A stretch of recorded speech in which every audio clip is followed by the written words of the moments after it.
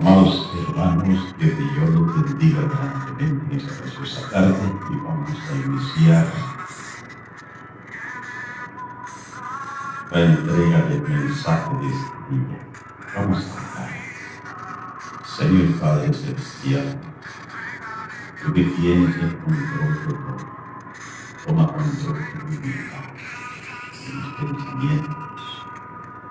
Permite, oh Dios, que el mensaje sea recibido por cada uno de aquellos que tú elegiste, Señor.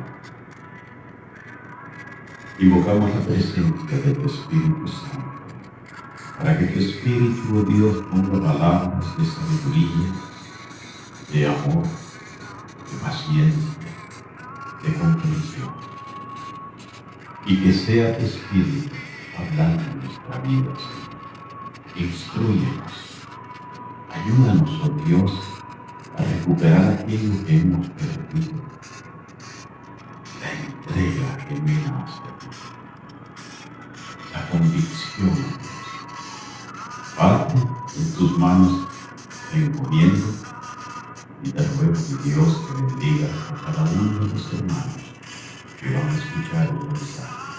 Gracias te doy por los que lo escucharon el domingo pasado. Y gracias por lo que tú elegiste para este día. En el nombre de Jesús. Amén.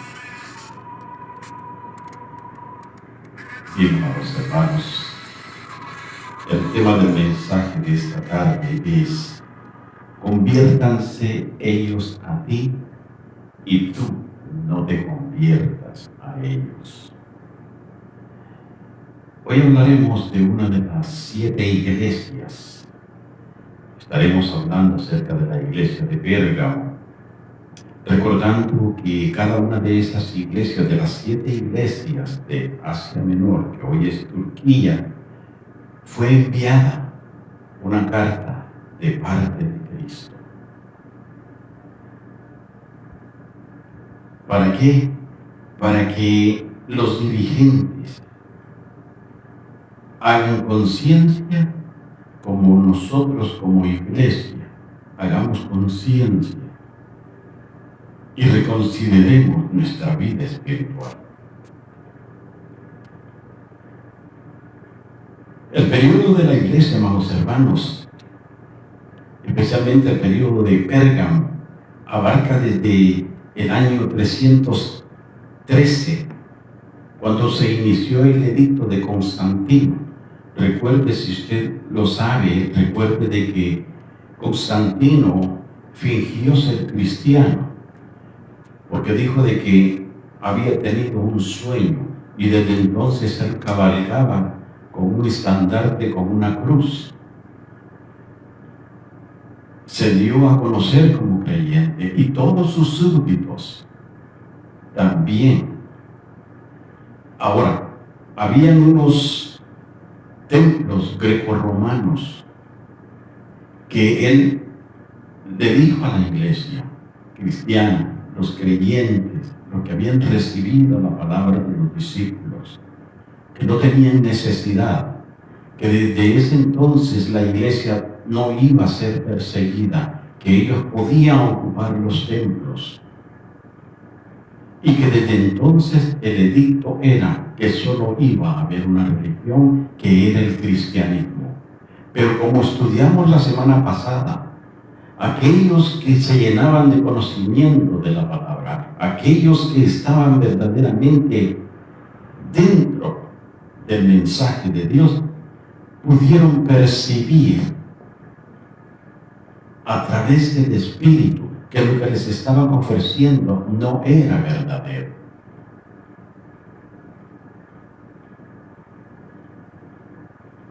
Entonces,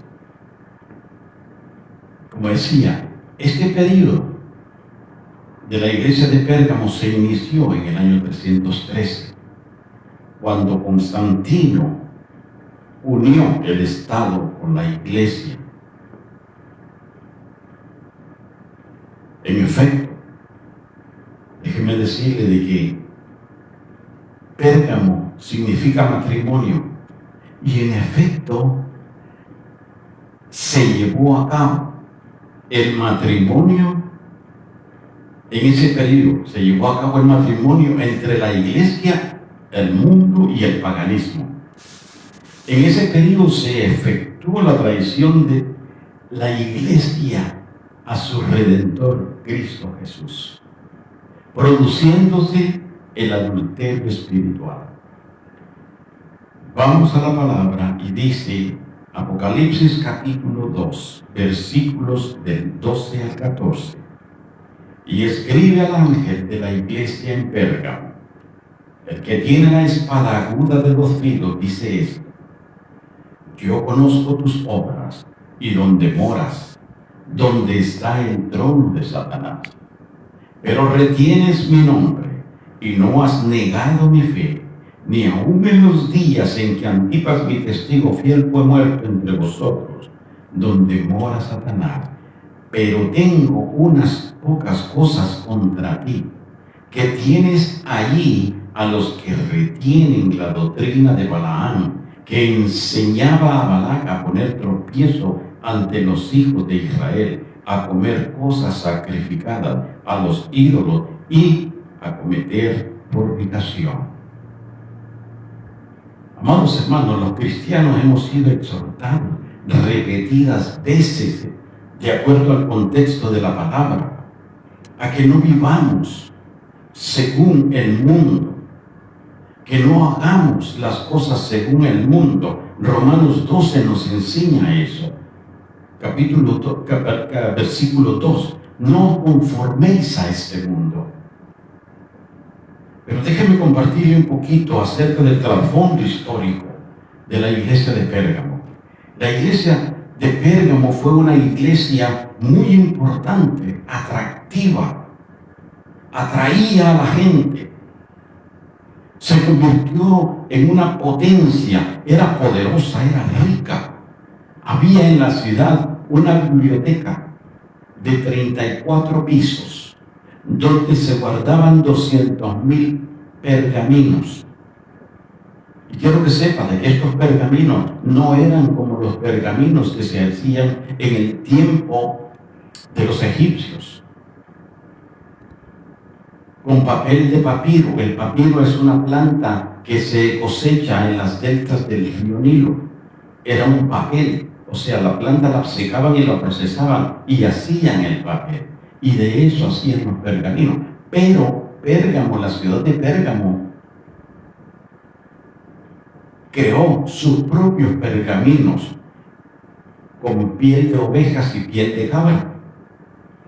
Estas eran más fuertes, ¿verdad? O sea que eran llamativos. Era una ciudad visitada por muchos historiadores y consultadores, como muchas veces la gente que no tiene internet va a las bibliotecas a buscar información. Y eso era lo que sucedía en la ciudad de Pérgamo. Pero era idólatra. Habían 2 altares que humeaban los 35 días del año, todo el año. Porque ahí se presentaban sacrificios a Zeus, el dios del trueno, el rey de dioses y de hombres. También se presentaban sacrificios a Esculapio, el dios curandero, el dios de la medicina. Se ofrecían sacrificios ahí. Por eso usted ve en los hospitales, en las clínicas, en las farmacias, usted va a ver un símbolo representado por un logo de una vara con 2 serpientes, en honor a Esculapio, ¿verdad? Al dios de la medicina. Ahora se imagina la condición de los creyentes de la iglesia de Pérgamo. Era una situación difícil porque estaba en continua amenaza de muerte día tras día. Pero, ¿qué le dice el Señor a la iglesia de Pérgamo? Versículo 12. Y escribe al ángel de la iglesia en Pérgamo, el que tiene la espada de 2 filos, dice esto: dentro del Imperio Romano, habían quienes poseían la ley de la espada. Eran los que tenían derecho a dar la vida como a quitarla. Decían que César era el que tenía la espada de dos filos.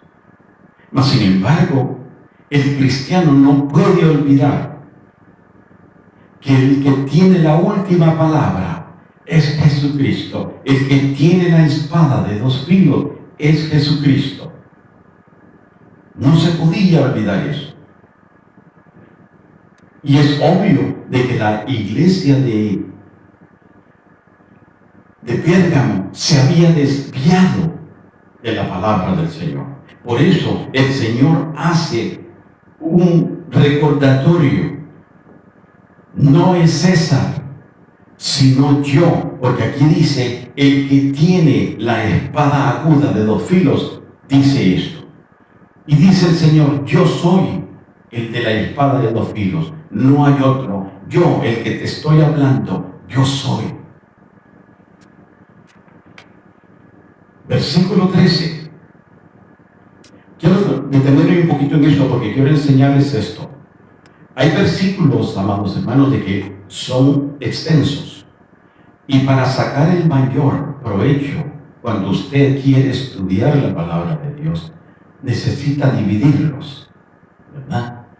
A, B, C, según el tamaño del versículo. Pero también quiero mostrarles, en la Biblia, cuando usted abre su Biblia, hay unos puntos de referencia, con unas letritas, con unas citas bíblicas. A eso se le llama bastardía. Si usted lo sabía o no lo sabía, ahora lo puede saber. Eso se llama bastardía, que son los versículos que nos ayudan a ver que la porción en la que estamos leyendo, hay un versículo en otros 2 libros o 3 libros que nos da la referencia y que se compactan uno con el otro. Pero lo que quería dejarles es esto. Todo versículo que está, toda referencia que hay entre la Biblia, entre un libro y otro, eso se llama bastardía. Bien, vamos al versículo 13. Yo he dividido en 5, A, B, C, D, ¿verdad? Y dice el Señor, yo conozco tus obras, yo sé lo que haces. ¿Cómo lo sabía? Porque en el capítulo 2 hace mención de esto. El que anda en medio de los 7 candeleros de oro, dice esto. Los 7 candeleros son las iglesias. Las estrellas son los pastores. Entonces en el 13a dice, yo conozco tus obras, yo sé lo que haces. Tú no puedes engañarme. Yo sé a dónde vas después del culto. Yo sé cómo te comportas. Yo lo sé todo. Y sé que moras donde mora Satanás. Eso es para aquellos creyentes que donde viven hay un pariente que no es convertido o un amigo, lo que sea, que no es convertido. Usted tiene el Espíritu de Dios, pero su pariente tiene el espíritu de Satanás. Y Satanás está allí, en su trono. ¿Se imagina qué batalla la que tiene que tener usted? Pero como muchas veces no somos espirituales, no podemos percibir. Entonces, en el versículo 13a dice, de que Él sabe todo. Quiero dejarle esto. En el tiempo de Babilonia, Satanás tenía el trono allí. Pero en el año 539 a.C., Babilonia fue conquistada y destruida por Ciro de Persa. Entonces Satanás tomó la ciudad de Pérgamo para sentar su reino allí. Vea qué difícil para los creyentes de convicción en la iglesia de Pérgamo. Era difícil la situación. No era nada sencillo. 13b dice, pero retienes mi nombre. Retener es un verbo griego que significa karateo y está vinculado en usar la fuerza. Usar la fuerza, echar mano, abrazar algo, hacer. ¿Se acuerda cuando Pablo dijo, no pretendo haberlo yo alcanzado, pero una cosa hago, prosigo a la meta para hacer aquello para lo cual fui asido? Estaba diciendo, no pretendo yo haberlo alcanzado, pero una cosa hago, prosigo a la meta para agarrar aquello para lo cual fui agarrado. Pero tomar, le quiero decir, no se debe de interpretar como detener o impedir. Cuando usted detiene algo, se pone al frente. Cuando usted impide que alguien se allegue a usted, se pone enfrente en esta posición. Pero aquí, cuando dice retienes mi nombre, está hablando de la firmeza, de la fidelidad a Cristo Jesús. Y este fundamento, amados hermanos, es fundamental en la vida del creyente, porque cuando nosotros nos aferramos al Señor, nunca lo vamos a invocar en vano. ¿Por qué? Porque cuando usted piensa en el Señor, siente la presencia de Dios en su vida, habla con el Señor y actúa de una manera de buen testimonio para la gloria de Dios, eso es vivir una vida en integridad. La siguiente parte dice, y no has negado mi fe. Dijimos que habían dos templos donde gritaban, los romanos gritaban, solo César es Dios, solo César es el Señor, todos los días. Y los cristianos en Pérgamo decían lo mismo, solo Jesús es el Señor. Unos solo Jesús y los romanos solo César. ¿Se imagina qué conflicto? Y no has negado mi fe, porque no era fácil, amados hermanos. Estar confrontando contra el gobierno no era fácil. Y dice, ni aun en los días en que Antipas, mi testigo fiel, fue muerto entre vosotros. Antipas significa uno contra todos. Antipas fue pastor de la iglesia de Pérgamo. Murió como mártir. Ellos hacían unos bueyes grandísimos de bronce, pero el vientre se lo dejaban vacío. ¿Por qué? Porque lo calentaban hasta que el bronce daba su color y allí metían a las personas. Cuando metieron a Antipas, le decían, reniega de Cristo y salva tu vida. ¿Y cuál fue la respuesta de este varón? Si el mundo está contra Antipas, Antipas está contra el mundo. Murió como un mártir. ¿Cuántos estamos dispuestos a pagar ese precio? Recordemos que la carta, el emisario de esta carta era el pastor.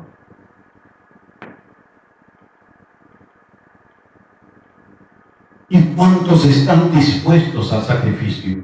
Por muy poco, como en tiempo de la pandemia, pastores con muy poco traicionaron al Señor, se vendieron,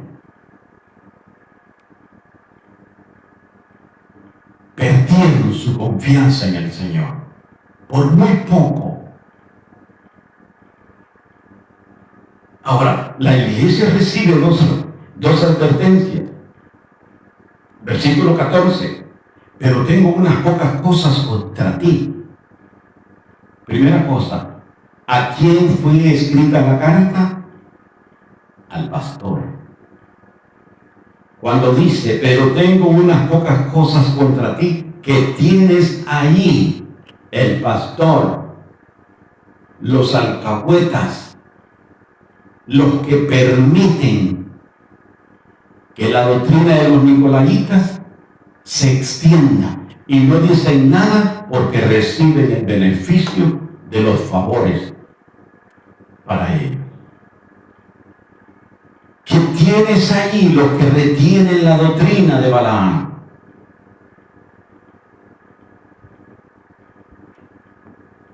El Señor está poniendo en manifiesto, amados hermanos, el mayor problema que tenía la iglesia de Pérgamo. La iglesia de Balaam se había infiltrado de tal manera. Por eso los escritores dicen y muestran que la iglesia de Pérgamo se casó con la idolatría, se vendió, y ahí fue donde se dividió los de Cristo y los de María.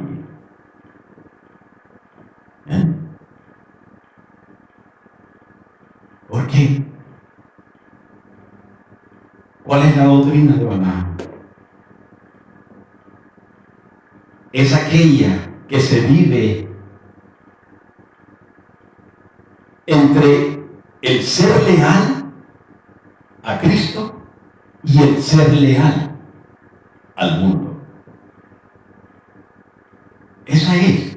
¿Quién era Balaam? Era un profeta de Dios que se corrompió. Fue un profeta mercenario que por amor al dinero, el poder y lo material hizo que Balaam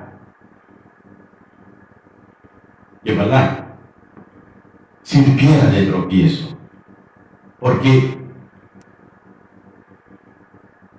el profeta iba a maldecir, Balaam iba a maldecir al pueblo de Israel, y Dios se lo impidió. ¿Se acuerdan cuando va en una mula y que la mula le habla? Porque Dios, a través de un ángel con una espada desenvainada, lo detuvo. Entonces Balaam, para no quebrantar el corazón de Balac, le dio ideas de cómo poner tropiezo. Y las mujeres moabitas llegaron al campamento con los ídolos y tuvieron sexo e hicieron todo lo que hicieron, y la ira de Dios se embistió con ellos. Así hay mucho creyente hoy en día, amados hermanos, que después que están adorando a Dios en el templo, salen y adoran y fornican con las cosas del mundo. Cuando Pablo dice: no os unáis en yugo desigual con los incrédulos, 2 Corintios 6:14. ¿Y cuántos nicolaitas hay en las congregaciones que viven con gente en conversa, se echan el brazo, son grandes cuates, son compadres, son amigos, y teniendo el Espíritu de Dios? Versículo 15. Y también tienes a los que retienen la doctrina de los nicolaitas. Y dice el Señor: la que yo aborrezco. La palabra nicolaita proviene de Nicolaos, que se compone de dos palabras: Nico, dominar, conquistar, guiar, y Laos, pueblo, gente, conquistadores de gente. Y tengo una referencia. La doctrina de los nicolaitas, como la doctrina de Balaam, es similar a la doctrina de Jezabel. El nicolaísmo es la mezcla del cristianismo con paganismo, donde se conquistó a la gente, se inició el adulterio espiritual, donde se mezcló el paganismo con la idolatría. Y los miembros del clero, los llamados líderes religiosos, hoy son los nicolaitas que han ejercido autoridad sobre la grey y se han enseñoreado de ella, que es la iglesia, poniendo tropiezo. Lo que escribió Juan, amados, lo que escribió Juan a la iglesia de Pérgamo fue un hecho como lo es hoy en día. Hay una infiltración que ha contaminado la buena doctrina y no se descubre por el beneficio propio o beneficio personal de los profetas que lideran la iglesia. Y vean lo que dice 2 de Pedro capítulo 2, versículos del 1 al 3. Pero hubo también falsos profetas entre el pueblo, como los habrá entre vosotros falsos maestros, que introducirán encubiertamente herejías destructoras, y aún negarán al Señor que los rescató, atrayendo sobre sí mismos destrucción repentina. Pedro ya lo había dicho. Y eso es lo que está sucediendo hoy en día, amados hermanos, en muchas congregaciones, donde el ángel a quien fue escrita la carta no reacciona, no reflexiona y sigue en la necedad de estar tolerando a Jezabel y a los nicolaitas, poniéndolos de maestros cuando él sabe muy bien qué es lo que hacen y a dónde van después del culto. Pregunta, ¿quiénes son los nicolaitas hoy en día? Son aquellas personas que han transversado la palabra y desechando la verdadera enseñanza, la han suavizado, poniendo o exponiendo un evangelio a su conveniencia para ganar el beneficio y la simpatía con el pueblo, sin importar que la grey o que aquellas personas que lo siguen se pierdan. Hubo una advertencia. Porque el problema de las falsas doctrinas y el espíritu de los ministros, maestros nicolaitas, fue predicho que iba a aumentar. Primera de Timoteo, capítulo 1. En Primera de Timoteo, Pablo advirtió, dice, pero el espíritu dice claramente que en los postreros tiempos algunos apostatarán de la fe, escuchando espíritus engañadores y doctrinas de demonio. Estaba escrito. Lo que estamos viviendo no es nuevo. Pero volvemos al punto.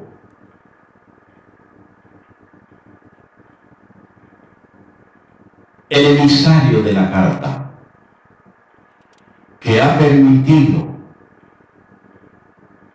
por intereses personales, ha permitido que los nicolaitas con su enseñanza sigan administrando aún en el altar. Versículo 16. Por tanto, arrepiéntete, pues si no vendré a ti pronto y pelearé contra ellos con la espada de mi boca. Una vez más, por tanto arrepiente. ¿A quién le está hablando? Al pastor. Si no vendré a ti y pelearé contra ellos. ¿Contra quiénes? Contra los nicolaitas que se han aferrado a esa enseñanza y la tienen dentro de la iglesia, perturbando a los demás. Es un llamado de arrepentimiento, amados hermanos. Pero el llamado es para todos. Es un llamado de arrepentimiento a dejar de practicar la doctrina de Balaam. Y decía, hay una similitud en esta doctrina con la doctrina de Jezabel. Porque Jezabel, cuando ve que hay profeta en la congregación y que le va a quitar la máscara, estorba, pone tropiezo. Y lamentablemente el pastor se ha hecho tan ignorante y no percibe lo espiritual que le cree. ¿Qué pasó con Jezabel? El marido de Jezabel quería una tierra que tenía uno de sus súbditos, la quería, le ofreció dinero, pero el hombre no podía venderla porque era una heredad y de acuerdo a la ley, él no podía deshacerse de la heredad. Entonces, frustrado, instó a su mujer y su mujer le dijo: no te preocupes, mi amor, yo te resuelvo esto. ¿Qué hizo? Instigó, juntó a los judíos, habló en mal de este hombre, dijo que este hombre había blasfemado contra Dios, lo apedrearon y lo mataron. Entonces, el rey, el esposo de Jezabel, tomó la propiedad. Por eso, conquista, Jezabel conquista, y aquellos bobos que se dejan conquistar sin tomar en cuenta el Espíritu de Dios que está en ustedes. Arrepiéntete. Por tanto, arrepiéntete, amados hermanos. El arrepentimiento, cuando hay un verdadero arrepentimiento genuino, hay un cambio de ser, hay un cambio de vida, hay un cambio de conducta. Porque el arrepentimiento es eso, un cambio de actitud. Versículo 17. Mire, vamos a terminar. El que tiene oídos, oiga lo que el Espíritu dice a las iglesias. El Espíritu nos está hablando a nosotros como iglesia, pero no solo a la iglesia de Pérgamo. Está hablando a toda congregación, a todo cristiano que está coqueteando hoy en día con el mundo y con la doctrina de los nicolaitas. Aquel cristiano, aquel creyente, bautista, pentecostés, lo que sea, y cuando sale de la iglesia, adiós Biblia, y empieza a caminar entre la gente, entre el pueblo, y hace lo que los demás hacen. ¿Ven? Actualmente el Estado ha querido hacer lo que Constantino hizo, unir la iglesia con el Estado. Y con la pandemia lo hicieron. Y allí los pastores cobardes, que viendo lo que la palabra nos enseña, dejaron su fe. Porque el Estado dice de que hay que cerrar las congregaciones. No era ley. Y usted dirá, un religioso dirá, pero la palabra dice que debemos de sujetarnos y que debemos de obedecer las leyes de la tierra. No era ley, era una observación. Pero a aquellos acomodados les interesó más obedecer al Estado para quedar bien con el Estado. Y esos son los líderes religiosos de hoy, que ponen tropiezo a la iglesia. No, pero estamos, sí, pero ¿dónde? ¿En la iglesia? No,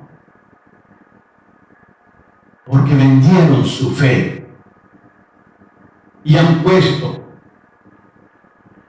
a nicolaitas para que se sientan bien, para darles algo que hacer y se sientan importantes. Pero el mensaje directamente fue para la iglesia, para el líder de la iglesia. Este hombre murió quemado porque defendió su fe. Y algunos pastores acobardados corrieron como en la guarida, como los conejos.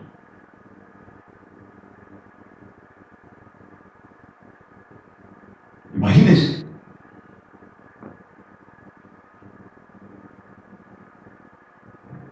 El Espíritu está hablando a nosotros, amados hermanos, que no podemos traicionar a aquel que lo dio todo.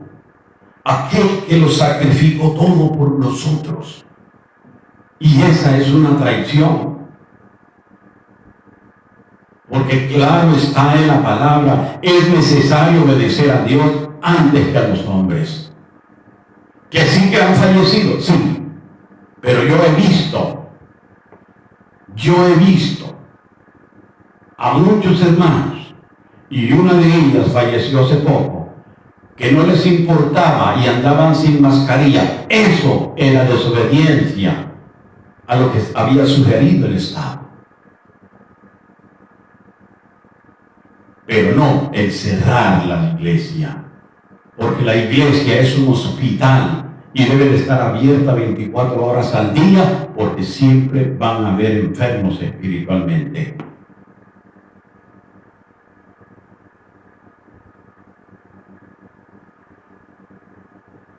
(17a) dice: al que venciere, daré a comer del maná escondido. Vea, este versículo 17 tiene 3 promesas. La primera: al que venciere, daré a comer del maná escondido. En Pérgamo, en la ciudad de Pérgamo, hacían banquetes continuamente en honor a los dioses paganos. La gente comía de gratis. Ahora, en las circunstancias que vivía la iglesia de Pérgamo, era una tentación. ¿Se imagina carnita asada todos los días y gratis?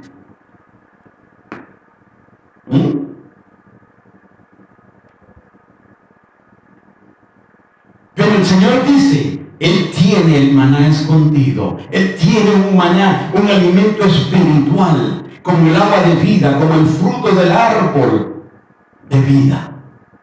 Eso es lo que nos ofrece el Señor. Al que venciere, no al cobarde.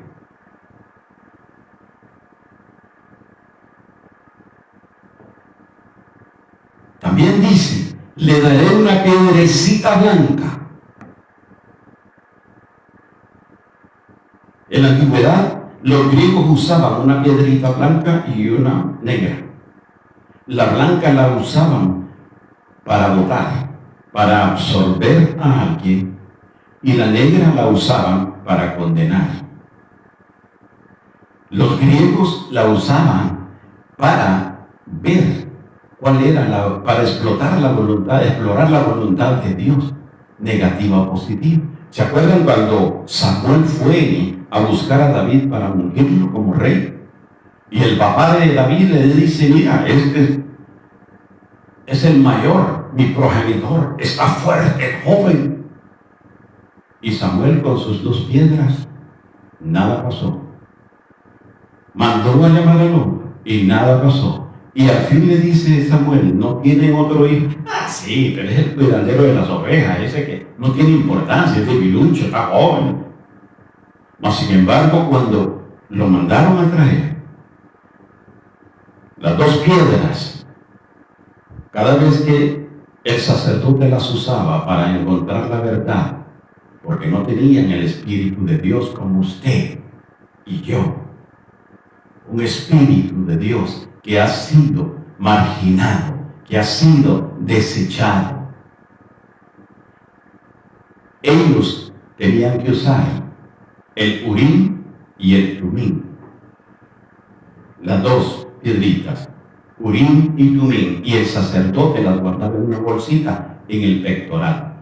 Cuando querían comprobar si era voluntad de Dios, las ponían, y de las 2 piedritas salía un resplandor de muchos colores, y en el resplandor salían los nombres de las 12 tribus de Israel.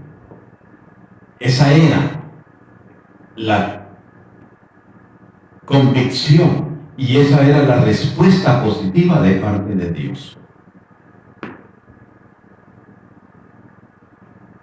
O sea, veamos esto, amados hermanos. El Señor les da a entender algo de lo cual ellos tenían conocimiento, de las piedritas.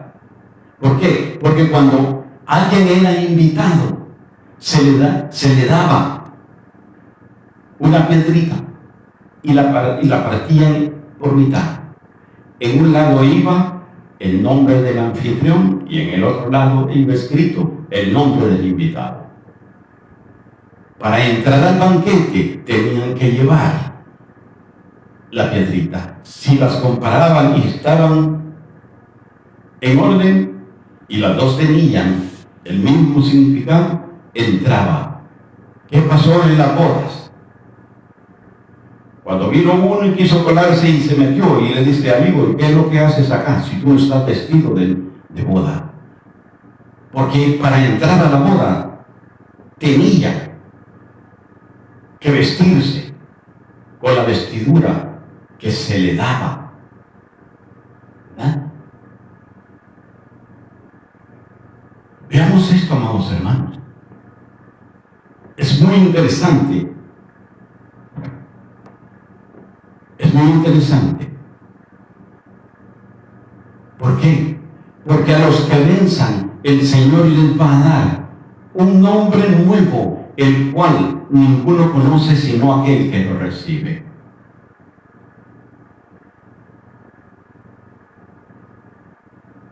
Un nombre nuevo. Esa piedrecita también, amados hermanos, se usaba cuando tenían que entrar los residentes o los ciudadanos de la ciudad de Pérgamo. O sea que esa piedrecita les servía de identidad personal. Y cuando entraban ellos a la ciudad tenían que mostrarla. Y tal vez los miembros de la iglesia de Pérgamo no la tenían. Se sentían frustrados, se sentían angustiados, discriminados, mal vistos.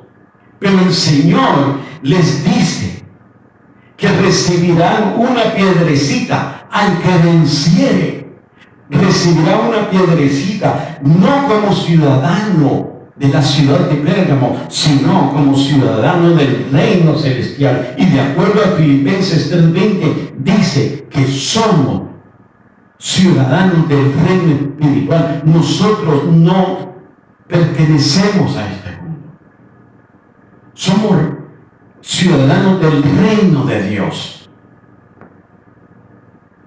Pero tenemos, amados hermanos, que reflexionar. El Espíritu ha hablado a las iglesias. Y tenemos que darnos cuenta de que no podemos traicionar el sacrificio de Cristo en la cruz del Calvario. Por muy poco, algunos dejaron ver que no confiaban en Jesús. En la pandemia, Satanás se sentó en ellos e hizo lo que quiso con ellos. Cuando al abrir el templo, hipócritas, ¿hasta cuándo van a estar los nicolaitas administrando? Cuando el Señor está hablando en su palabra que esa doctrina la aborrece, y si aborrece la doctrina, aborrece al nicolaita también.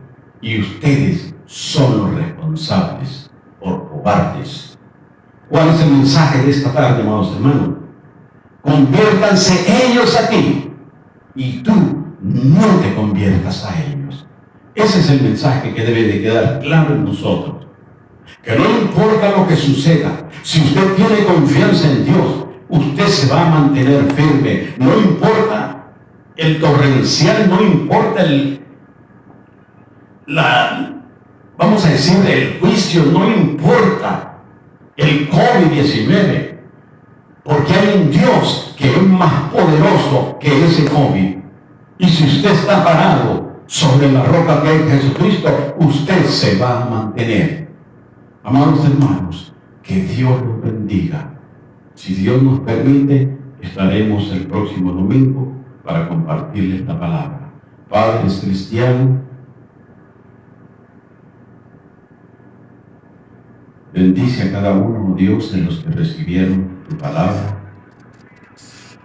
Permite, oh Dios, que la administración de tu Espíritu Santo, Señor, en nuestra vida, nos haga reflexionar, Señor, que no podemos vender nuestra convicción, que no podemos vender nuestra primogenitura por un plato de pasteles o por un plato de baleadas. Enséñanos, oh Dios, a tener convicción, a esperar en ti, mi Dios, porque tú eres fiel. Lo que tú prometes, tú lo cumples. Enséñanos, oh Dios, a serte fiel, a confrontarnos. No importa si es al Estado, ¿Cuántos, Señor, han muerto por confrontar su fe contra los gobernantes? Pero ahora, Padre, algunos de los que elegiste se han vuelto cobardes, interesados y cómodos, oh Dios. Perdónanos, oh Dios, pero ayúdanos a reflexionar y ayuda a aquel rebaño también que abran sus ojos.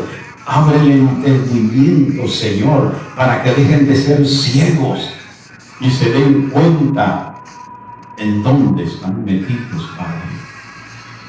Padre mío, gracias, Señor. Bendice a cada hermano, Señor, y bendice a cada familia representada. Por los que están enfermos, te pedimos, oh Señor, que los fortalezcas, que los confortes y conforme sea tu voluntad, que la presencia de tu Espíritu Santo se manifieste en ellos. Por la familia, oh Dios, que se fue a Roatán, Señor, con ese dolor de haber perdido a su pariente. Padre, fortalécelos, pero permite, oh Dios, que se refugien en ti, porque en ti vamos a encontrar la fortaleza que nuestra alma necesita. Padre amado, gracias, muchas gracias por el privilegio, por la oportunidad de predicar tu palabra, en el nombre de Cristo Jesús. Amén. Que Dios los bendiga, amados hermanos.